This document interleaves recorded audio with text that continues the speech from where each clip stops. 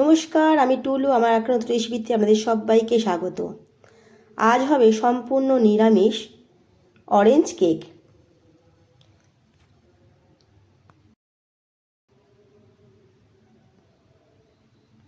এই অরেঞ্জ কেকটা করার জন্য প্রথমেই আমি একটা কমলালেবু নিয়ে নেব। কমলালেবুটা খুব ভালো করে ছাড়িয়ে এ থেকে রস বার করে নেব।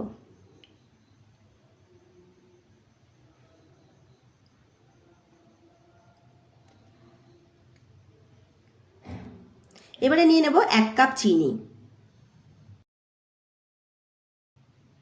এবারে একটা মিক্সার জার নিয়ে নেব। চিনিটা এই মিক্সার জারে দিয়ে দেব। দেব একটা ডালচিনি, 2টো এলাচ, 4টে লবঙ্গ। মিহি করে গুঁড়িয়ে নেব।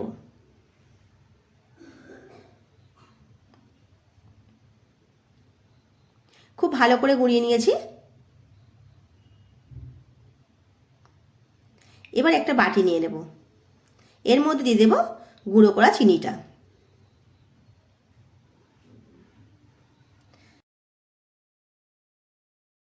দেব এই কাপেরই হাফ কাপ সাদা তেল।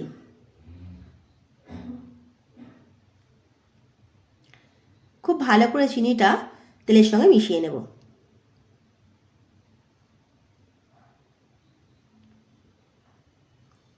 এবারে দিয়ে দেব 1 কাপ লিকুইড দুধ।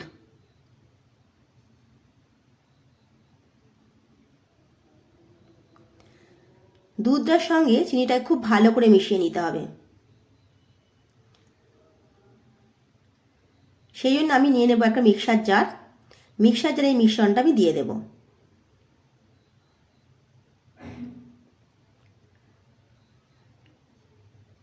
এটা একবার ঘুরিয়ে নিলে এটা হয়ে যাবে।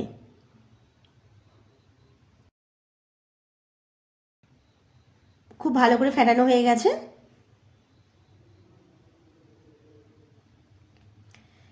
এবার একটা ছাঁকনি নেব, তার মধ্যে নেব 1 কাপ ময়দা আর দেব একটা 10 টাকা গুঁড়ো দুধের প্যাকেট।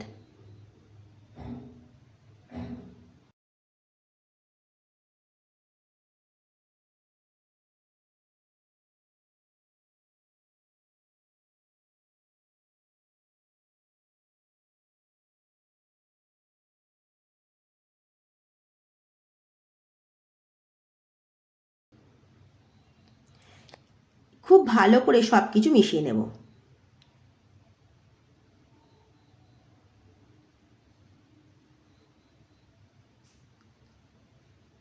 খুব ভালো করে মেশানো হয়ে গেছে।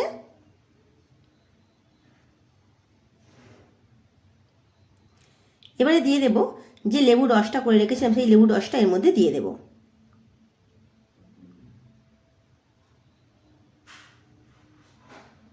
দিয়ে খুব ভালো করে এর সঙ্গে মিশিয়ে নেব।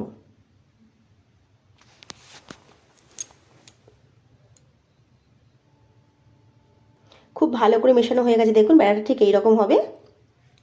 এবারে দিয়ে দেব কিছু টুটি ফুটি। টুটি ফুটিটাও খুব ভালো করে মিশিয়ে নেব।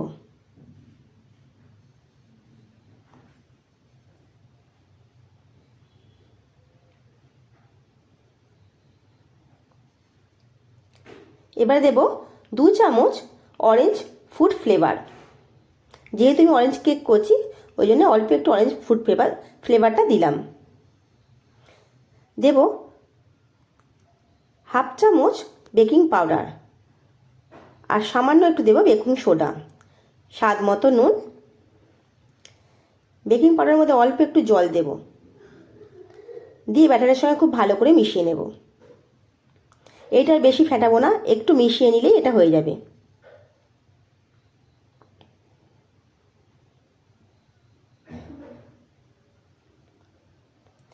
খুব ভালো করে মেশানো হয়ে গেছে। এবার আমি আগে থেকে একটা বাটিতে তেল মাখিয়ে রেখে দিয়েছিলাম। এবারে এর মধ্যে ঢেলে দেব ব্যাটারটা।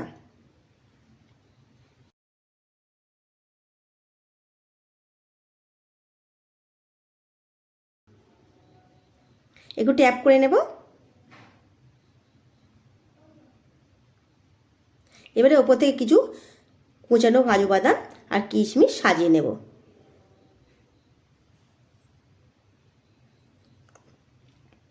এবারে গ্যাসে আগে থেকেই একটা গামলির মধ্যে নুন দিয়ে স্ট্যান্ড দিয়ে গরম করতে দিয়ে দিয়েছি। এই বাটিটা ওই গামলির ভেতরে দিয়ে দেবো, দিয়ে চাপা দিয়ে 30 মিনিট হতে দেব।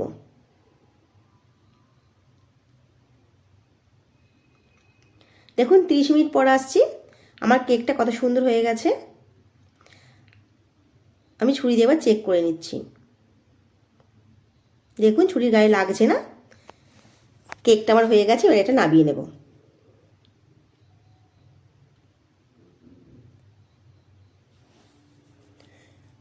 এবার এটা খুব ভালো করে ঠান্ডা করে নেব।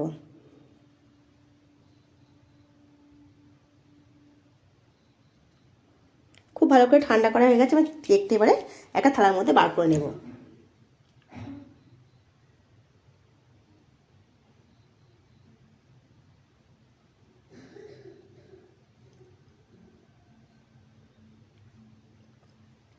দেখুন কেকটা আমার হয়ে গেছে, কতটা স্পঞ্জি হয়েছে, ডিম ছাড়া অরেঞ্জ কেক।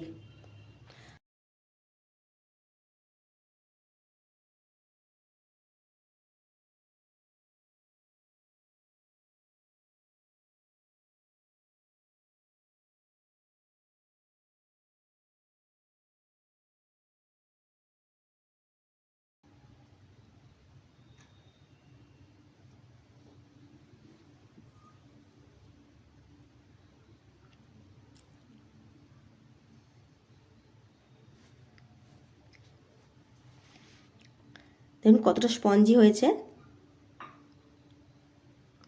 আর জালিদার। আপনারা এইভাবে একবার অবশ্যই বাড়িতে বানিয়ে দেখবেন। ভালো লেগে থাকলে একটা লাইক করে দেবেন। আজ আসি।